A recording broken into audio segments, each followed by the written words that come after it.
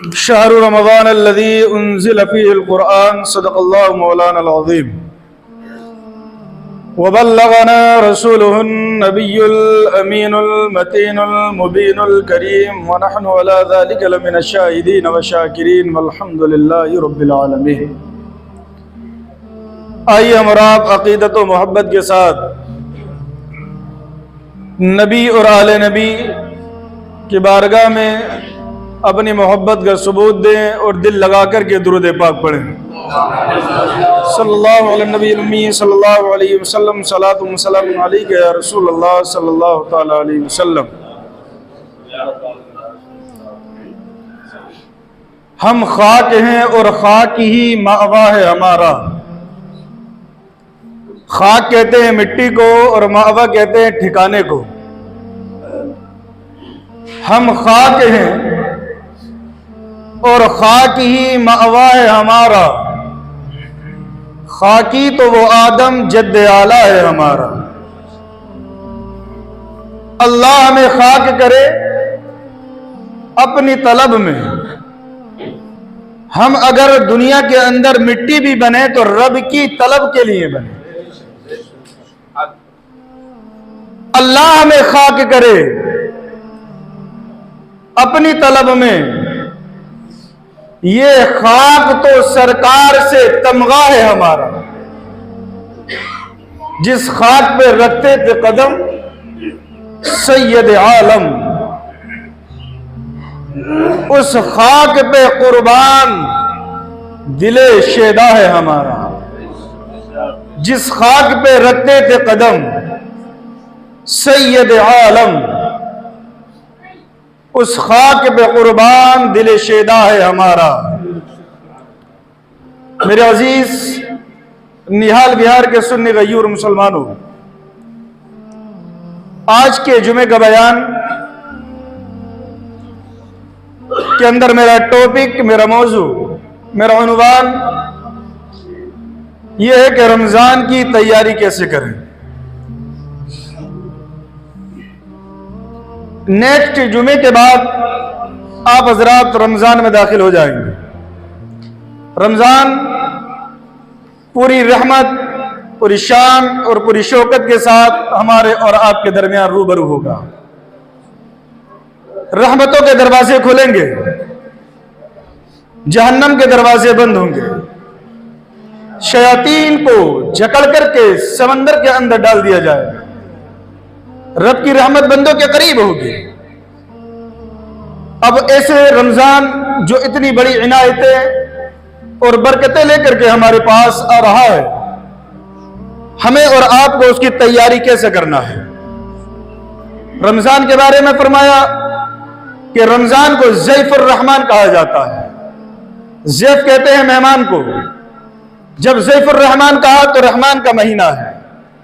آپ اندازہ لگائیں، آپ کے گھر آپ کا کوئی بہت قریبی رشتہ دار تشریف لائے، آپ کے گھر آپ کا کوئی بہت عزیز تشریف لائے، تو جب کوئی عزیز تشریف لاتا ہے تو گھر کو سجایا جاتا ہے، گھر پر پینٹ کیا جاتا ہے، کوڑا کچرا پڑا ہو اس کو صاف کیا جاتا ہے، کپڑے ادھر ادھر پڑے ہوں ان کو طے بنا کر کے ایک جگہ رکھا جاتا ہے، گھر کے در و دیوار کو ایسا کیا جاتا ہے تاکہ آنے والا مہمان گھر کے اندر آنے کے بعد تکلیف محسوس نہ کرے۔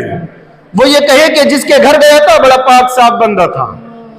وہ مہمان آنے کے بعد کہے کہ میں جس کے گھر گیا تھا اس کا گھر کے اندر کچرا نہیں تھا، بلکہ اس کا گھر بہت کلین تھا، اس کا گھر بہت صاف تھا، اس کا گھر بہت صاف و شفاف تھا۔ ایسے ہی سمجھو کہ یہ رمضان جو آ رہا ہے یہ اللہ کا مہمان ہے، دنیا کا مہمان۔ دنیا کا مہمان دنیا کے اندر کہے گا، لیکن یہ رب کا جو مہمان آ رہا ہے، یہ رب کا مہمان آئے تو اس سے پہلے دل کے کچرے کو صاف کر دو۔ یہ مہمان آئے اس سے پہلے اپنے دماغ کے کچرے کو صاف کر لو۔ یہ رمضان رحمان کا مہینہ، یہ مہمان رمضان جو آئے تمہارے پاس، اگر گناہوں میں مبتلا ہو تو گناہوں کے کچرے کو نکال کر کے پھینک دو۔ دل کی دنیا اور دل کی آبادی کو ایسے صاف اور شفاف کر لو جیسے کہ دل کے اندر کوئی گناہ ہی نہیں ہے. یہ دنیا بھی آنے والا مہمان تمہاری تعریف کرے گا کہ فلاں کے گھر گیا تھا, بڑا پاک و صاف تھا, اس کا گھر بالکل کلین تھا. لیکن جب رب کا مہمان آئے گا تو رب کا مہمان اپنے رب کی بارگاہ میں کہے گا, مولا تیرے فلاں بندے کے گھر گیا تھا, فلاں کے گھر گیا تھا, میں نے اس کے دل کی دنیا کو دیکھا کہ اس کے دل کی دنیا تو گناہوں سے پاک و صاف نظر آ رہی. سنو, اور یہ رحمان کا رمضان جو مہمان بن کر کے آ رہا ہے ایسا ویسا مہینہ نہیں ہے, بلکہ ایک قیامت کا دن ہوگا. قیامت کے دن کے عالم میں ہر انسان نفسی نفسی کے عالم میں ہوگا. ایک سفید لباس بالکل گورے چٹے کپڑوں کے اندر ایک نوجوان آئے گا. رب کی بارگاہ میں ایک بندہ کھڑا ہوگا, گناہگار ہوگا, وہ آ کر کے مقدمہ کرے گا, رب کی بارگاہ کی عدالت میں مقدمہ لگائے گا اور کہے گا, مولا یہ جو فلاں بندہ ہے میں اس کے پاس مہمان بن کر کے گیا تھا, لیکن اس نے میری کوئی خاطر تواضع نہ کی, اس نے میری مہمان نوازی نہ کی, اس نے مجھے اگنور کیا, میں بار بار اس کے پاس جاتا رہا لیکن اس نے میری طرف کوئی توجہ نہ کہی. اے مولا اس نے مہمان کی مہمان نوازی نہ کی, مولا تو اسے جہنم میں ڈال. وہ بندہ کہے گا, اے نوجوان تو کون ہے, میں تجھے نہیں جانتا, میں نے تجھے کبھی نہیں دیکھا, ارے دنیا کے اندر میرا گھر رہا, تو میرے گھر کبھی نہیں آیا, میں تجھے پہچانتا تک نہیں ہوں, اور تو کون ہے, کہاں سے ہے؟ تو کہتا ہے, دعویٰ کرتا ہے, مقدمہ لگاتا ہے کہ میں بار بار اس کے گھر گیا لیکن میں تجھے نہیں جانتا. رب کی بارگاہ میں کہے گا, مولا یہ جھوٹ بول رہا ہے, میں اسے نہیں پہچانتا, یہ کون ہے, یہ کہاں سے آیا ہے, یہ بار بار جانے کا دعویٰ کر رہا ہے لیکن میں نہیں جانتا. وہ کہے گا, اے شخص میں وہی ہوں کہ ہر سال شعبان کے مہینے کے بعد جب رمضان کا چاند دکھتا تھا تو میں رمضان کا مہینہ ہوں اور ہر سال تیرے پاس مہمان بن کر کے آتا تھا. تو کھانے میں مشغول رہا, تو نے میری بے قدری کی, تو نے رمضان کے میرے روزے نہ رکھے, تو نے میری بے قدری کی. میرے مہینے کے اندر تراویح ہوتی تھی, قرآن پڑھا جاتا تھا, لیکن تو نے میری بے قدری کی. سن, جب مہمان کی مہمان نوازی نہیں کی جاتی تو اسے اچھا پھل نہیں ملتا ہے, اسے اچھا تحفہ نہیں ملتا ہے. رب قدیر فرمائے گا, اے شخص کیا تو نے ایسا کیا کہ تیرے پاس یہ آیا تھا, تو نے مہمان نوازی نہیں کی؟ کہے گا, ہاں مولا یہ تو میں نے کیا ہے, یہ تو میں نے گناہ کیا ہے, مجھے نہیں پتا تھا کہ کل تیری عدالت میں ایسے معاملات پیش کیے جائیں گے. رب قدیر فرمائے گا, مہمان کی مہمان نوازی نہیں کیا, جو رمضان آیا تھا پکڑ کر کے جہنم میں ڈال. آپ اور ہم سوچیں گے, اندازہ لگائیں کہ یہ رمضان جو ہمارے پاس آ رہا ہے کتنا عظیم اور مرتبت اور کتنی فضیلتیں لے کر کے آ رہا ہے. آپ کو اندازہ نہ ہوگا, اس سے آنے سے پہلے ہم اور آپ سوچتے ہیں کہ تیاری کرنا ہے, لیکن یہ نہیں سوچتے کہ رمضان جب آ رہا ہے تو ہمیں تیاری کیسے کرنا ہے. تیاری کا معنی ایک تو یہ ہوتا ہے کہ چلو رمضان آئے گا, کھجور کے ڈبے لائیں گے, رمضان آئے گا تو رمضان کے آنے سے پہلے سحری کے لیے انتظامات کریں گے, رمضان آئے گا رمضان سے آنے سے پہلے فروٹ کا انتظام کریں گے, اپنے گھروں میں پھل لا کر کے رکھیں گے, سحری کا انتظام ہو جائے گا, افطار کا انتظام ہو جائے گا. یہ انتظام بعد میں کرنا, پہلے جو دل کی دنیا یہ بدل چکی ہے, دل کی دنیا کے اندر جو گناہ اثر کر چکے ہیں, یہ دل جو گناہوں کا گہوارہ بن چکا ہے, اے میرے عزیز سنی غیور مسلمانوں, پہلے دل کی دنیا کو صاف کرو. رمضان سے آنے سے پہلے یہ اپنے دل کی دنیا کو ایسے پاک و صاف کر لو جیسے کہ اس دل کے اندر کوئی گناہ تھا ہی نہیں, جیسے کبھی گناہ کی طرف گئے ہی نہیں تھے. اور قسم خدا کی, جب رمضان کی آمد سے پہلے دل کی دنیا کو سجا لیا, جب رمضان کی آمد سے پہلے رمضان کی تیاری اس طرح سے کر لی کہ ارادہ یہ کیا کہ جب رمضان آئے گا تو انشاءاللہ رمضان کے کمپلیٹ 30 روزے رکھیں گے. رمضان آئے گا تو یہ ارادہ کر لیا تیاری کرنے میں کہ جب تراویح نماز عشاء کے بعد تراویح کے لیے کھڑے ہوں گے تو انشاءاللہ پورا قرآن تراویح کے اندر سنیں گے۔ یہ ارادہ کر لیا کہ رمضان آئے گا تو گھر کے اندر ٹی ویاں ہوں گی، بالکل لوک کر کے رکھ دیں گے۔ یہ ارادہ کر لیا کہ رمضان آئے گا تو رمضان کے آنے سے پہلے اپنے گھر کے اندر کوئی ناچ گانا نہیں ہونے دیں گے۔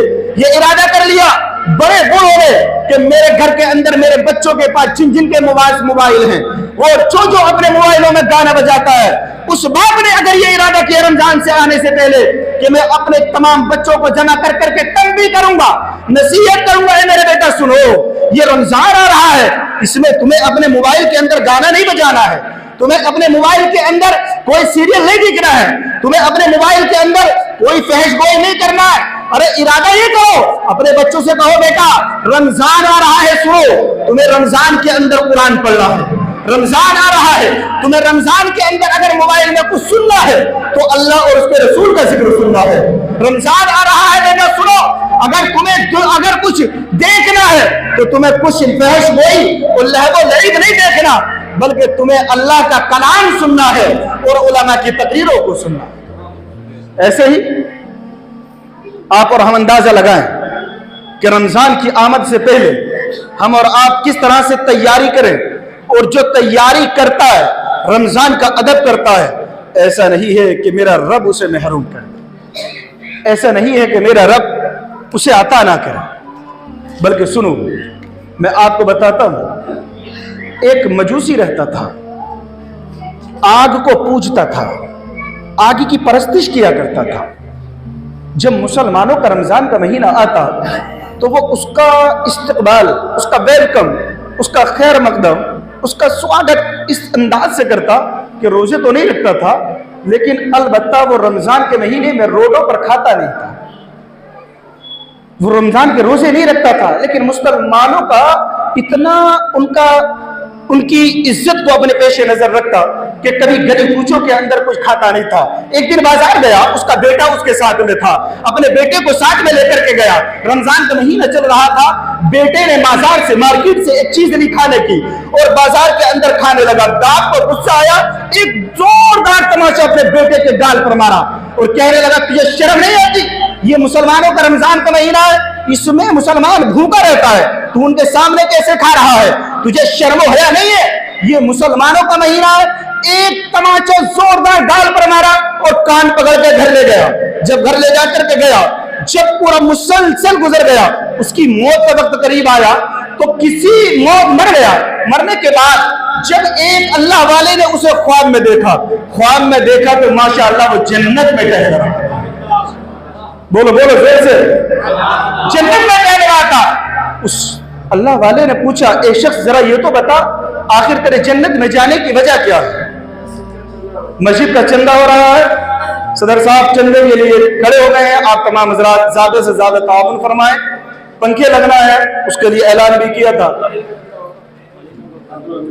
اور قالین مسجد کے اندر بچھنا ہے تو آپ حضرات زیادہ سے زیادہ تعاون فرمائیں، اور جو اپنی طرف سے قالین وغیرہ 1 صف 2 صف 3 صف اگر دینا چاہے تو وہ حضرات بھی اپنے اعتبار سے اعلان کر سکتے ہیں، مجھے بتا دیں یا قاری ظاہر صاحب کو بتا دیں یا کمیٹی کے کسی ممبر کو بتا دیں تاکہ آسانی کے ساتھ یہ کام ہو جائے۔ رمضان کی آمد سے پہلے اس کا استقبال اس طرح سے بھی کریں کہ اللہ کی راہ میں زیادہ سے زیادہ خرچ کریں تاکہ رمضان سے آمد سے پہلے ہی وہ آپ کی طرف سے صدقہ جاریہ ہو، اور صدقہ جاریہ اس لیے سے ہو کہ وہ زیادہ سے زیادہ ثواب آپ حضرات کو پہنچے۔ تو میں ذکر رہا تھا، اور الصدقہ تطفئ النار، صدقہ ایک ایسی چیز ہوتی ہے جو آگ کو بجھا دیتی ہے، آگ کو ایسے بجھاتی ہے کہ کوئی بندہ مومن ہے اور وہ مبتلا پریشانیوں میں مبتلا، اللہ کے نبی نے فرمایا صدقہ ایک ایسی چیز ہے جو موت کے علاوہ ہر چیز کا علاج ہے، صرف موت نہیں جاتی ہے ورنہ اس کے ذریعے سے موت کے علاوہ ہر چیز اللہ رب العزت دور فرما دیتا ہے۔ تو میں ذکر رہا تھا اس مجوسی کا واقعہ، اپنے بیٹے کو زوردار تماچا مارا، کان پکڑ کر گھر لے گیا، इंतकाल हो गया। इंतकाल होने के बाद ख्वाब में देखा एक अल्लाह वाले ने कि जन्नत में टहल रहा था। कहा कि जन्नत में जाने की वजह क्या है, तू तो मुसलमान भी नहीं था, तेरे पास तो ईमान नहीं था, आखिर तू जन्नत में कैसे घूम रहा है? तो वो बोला, सुन, जन्नत में जाने वाला कोई दूसरा अमल मेरे पास नहीं है, बल्कि जब मुसलमानों का रमजान का महीना करीब आता तो मैं करीब आने से पहले पहले रमजान के महीने के अंदर कुछ खाता पीता नहीं था मुसलमानों के सामने। तो जब मेरे मरने का वक्त करीब हुआ तो एक सफेद लिबास में एक नौजवान मेरे पास आकर के खड़ा हो गया। उसके हाथ में जन्नत की खुशबू थी, उसके हाथ में जन्नती लिबास था, उसके हाथ में जन्नती मशरूबात थे, उसके हाथ में जन्नती खाना था। मैंने उससे कहा, ए नौजवान, ये जन्नती खुशबू मुझे दे दे, ये जन्नती लिबास मुझे दे दे, ये जन्नती खाना मुझे दे दे। तो वो कहने लगा, हाँ तेरे लिए लेकर आया हूं, लेकिन सुन कि अल्लाह रब्बुल इज्जत ने तेरे ऊपर इतना करम फरमाया है कि जब तू दुनिया के अंदर गुनाह करता रहा, आज तेरी मौत का वक्त करीब है, आज तू मरने की दहलीज पर है, आज तेरी सांसें अटक रही हैं, आज तू दुनिया से जाने वाला है, लेकिन सुन, तूने रमजान की कदर की है, तूने मेरी कदर की है। अब तुझे मरने से पहले रब की जानिब से हुक्म हुआ है कि कलमा पढ़ा दिया जाए, तुझे कलमा पढ़ ले, कलमा पढ़ लेगा, पूरी जिंदगी जो तूने गुनाह किए, पूरी जिंदगी जो रब की नाफरमानी की है, रब कदीर परवरदिगार आलम उन तमाम गुनाहों को माफ फरमाए। उस बंदे ने जो मजूसी था, आगे का पुजारी था, अल्लाह अकबर कबीरा, अल्लाह के हुक्म से उस बंदे मोमिन ने कलमा पढ़ा और कलमा पढ़कर दाखिल इस्लाम हो गया। मरने से पहले कलमा नसीब हो गया और कलमा नसीब हुआ तो उसे अल्लाह ने जन्नत अता फरमा दी।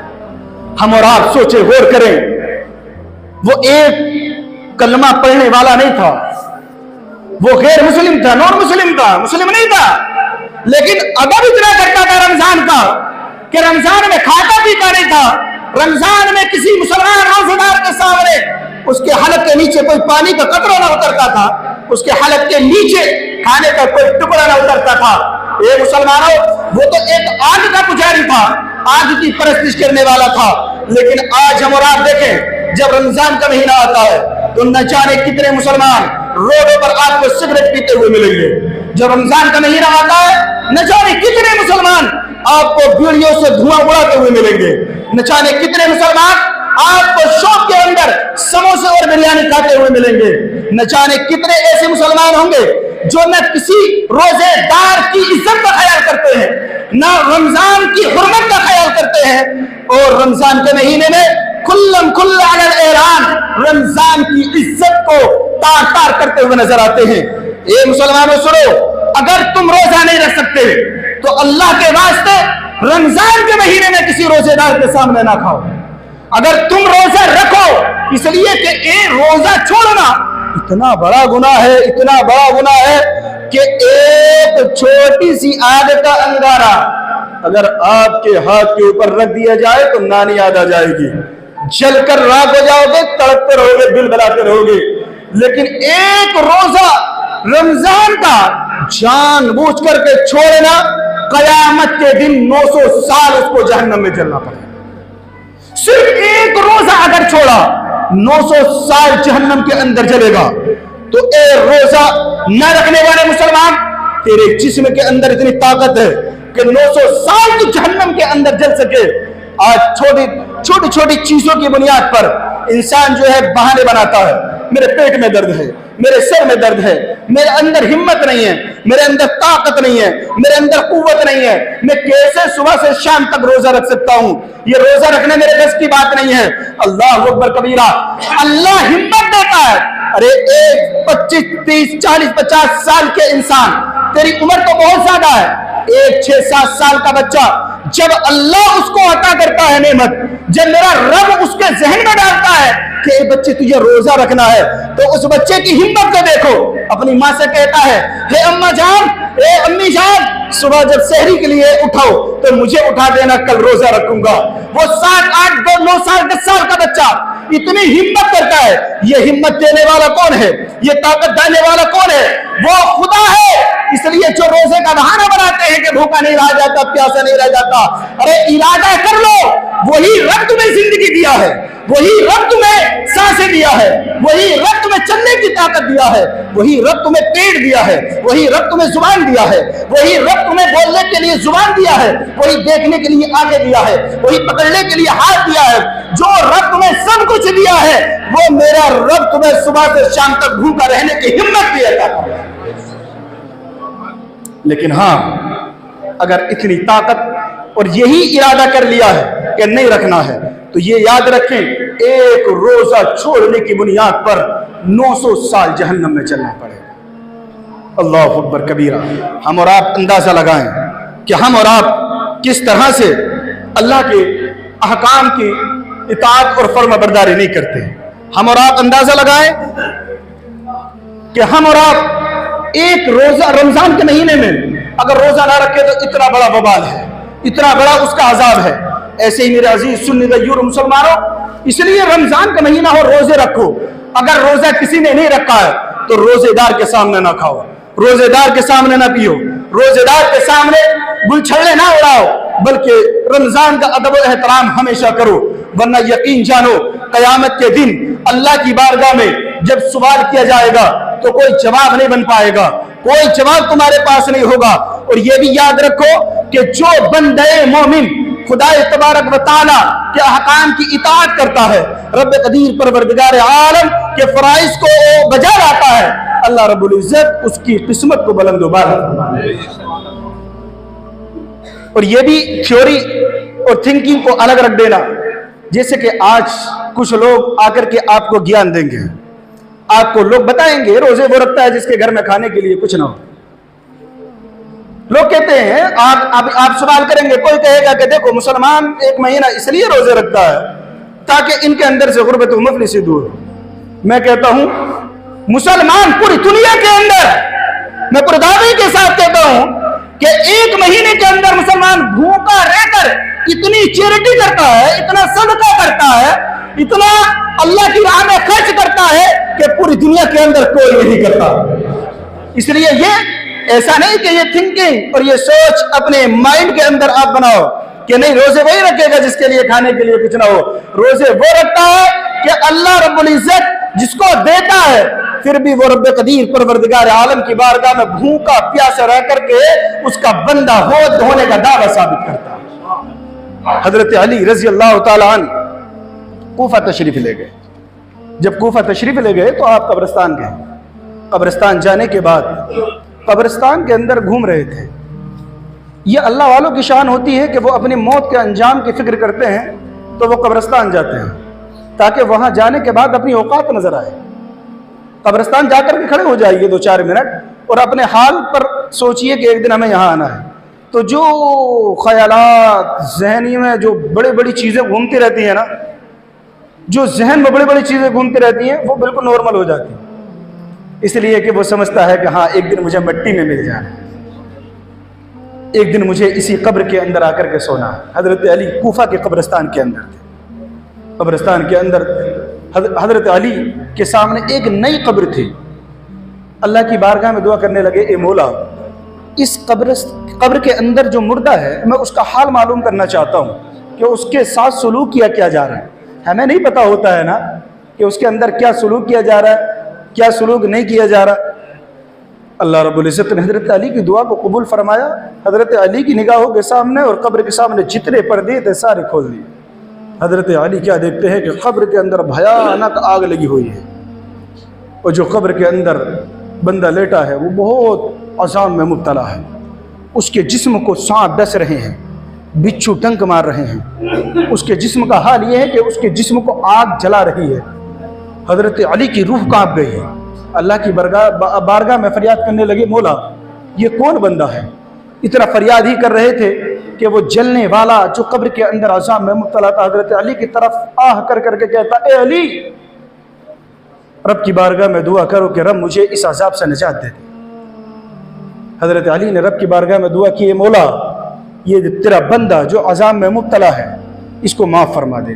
गैब से आवाज़ आई, ए अली اس کے لیے بخشش کی دعا نہ کرو، اس کے لیے بخشش کی دعا نہ کرو۔ حضرت علی نے کہا مولا اس نے گناہ کون سا ایسا کیا ہے کہ جس کی بنیاد پر تیری جانب سے حکم ہے کہ میں اس کے لیے بخشش کی دعا نہ کروں؟ تو آواز آئی ہے علی سنو، اس نے وہ گناہ کیا ہے کہ جب رمضان کا مہینہ قریب آتا تو یہ بندہ رمضان کے مہینے میں پورا رمضان روزے نہیں رکھتا تھا، رمضان کے مہینے کو ایسے ہی پامال کر دیا کرتا تھا۔ اللہ رب العزت نے فرمایا اے علی اسی بنیاد پر اس کو عذاب ہو رہا ہے اور یہ عذاب مسلسل ہوتا رہے گا۔ آپ اور ہم اندازہ لگائے کہ حضرت علی رضی اللہ تبارک و تعالی عنہ نے رب کی بارگاہ میں دعا کی ہے مولا یہ اگرچہ گناہگار ہے، سیاہ کار ہے، خطا کار ہے، لیکن مجھ سے لو لگا رہا ہے، اے رب قدیر پروردگار عالم میری لاج رکھ لے، میں تیری بارگاہ میں دعا کرتا ہوں اے مولا تو اس کے گناہوں کو معاف فرما دے۔ رب قدیر پروردگار عالم نے حضرت علی کی دعا کی برکت سے اس کے تمام گناہوں کو معاف فرما دیا۔ جب گناہوں کو معاف فرمایا تو رب قدیر پروردگار عالم نے حضرت علی کی دعا کو قبول فرما لیا اور اس کے گناہوں کو معاف فرما دیا۔ آپ ہم اندازہ لگائیں کہ جب ایک بندے کے گناہ روزہ نہ رکھنے کی بنیاد پر اتنا عذاب ہو کہ اس کی قبر کے اندر آگ سے اس کو جلایا جا رہا ہو تو ہمیں اور آپ کو سبق لینا چاہیے، ہمیں اور آپ کو عبرت لینا چاہیے۔ یہ میں نے اپنی طرف سے نہیں بلکہ انیس الواعظین ایک کتاب ہے اس کے اندر یہ روایت موجود ہے جو حضرت علی کی میں نے پیش کی۔ اس لیے میرے عزیز سنی غیور مسلمانوں رمضان کا ادب و احترام ہر حال میں کرو، اور رمضان المبارک کا ادب و احترام یہ ہے کہ رمضان تو اتنی برکتیں لاتا ہے کہ جتنی رونق رمضان کا جیسے ہی چاند نظر آتا ہے اور رمضان کے اندر چہل پہل ہو جاتی ہے وہ پورا سال آپ اگر کروڑوں خرچ کریں گے تب بھی نہیں ہوگی۔